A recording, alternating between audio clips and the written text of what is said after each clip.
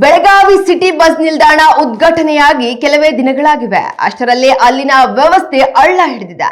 ಪ್ರಮುಖವಾಗಿ ಅಂಗವಿಕಲರಿಗಾಗಿ ಮೀಸಲಾದ ಶೌಚಾಲಯ ಈಗ ಮದ್ಯದ ಬಾಟಲಿಗಳ ರಾಶಿಯಿಂದ ತುಂಬಿ ಹೋಗಿದ್ದು ಕುಡುಕರ ತಾಣವಾಗಿ ಬದಲಾಗಿದೆ.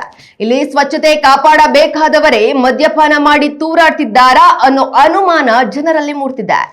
ಅಧಿಕಾರಿಗಳು ಎಸಿ ರೂಮಲ್ಲಿ ಕೂತು ನಿದ್ದೆ ಮಾಡ್ತಿದ್ದಾರಾ ಅಥವಾ ಈ ಗಬ್ಬು ವಾಸನೆ ಅವರಿಗೆ ಬಡಿಯುತ್ತಿಲ್ಲವೇ?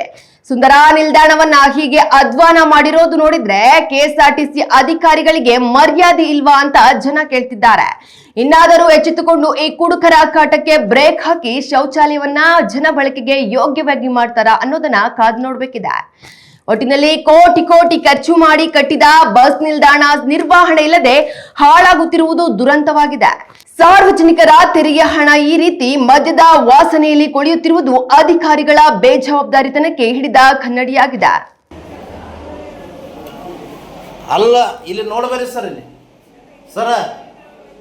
ಸರ ಇಲ್ಲಿ ಬರ್ರಿ, ಇಲ್ಲಿ ಮೇಡಮ್, ಇದೇನು ಸರಿಯಾದ ಕೊಡೋದು ಇಲ್ಲಿ ಎಲ್ಲ ಇಲ್ಲೇ ಐತಿ ನೋಡ್ರಿ.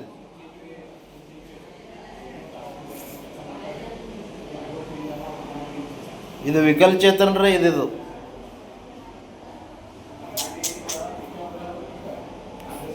ಪಾಪ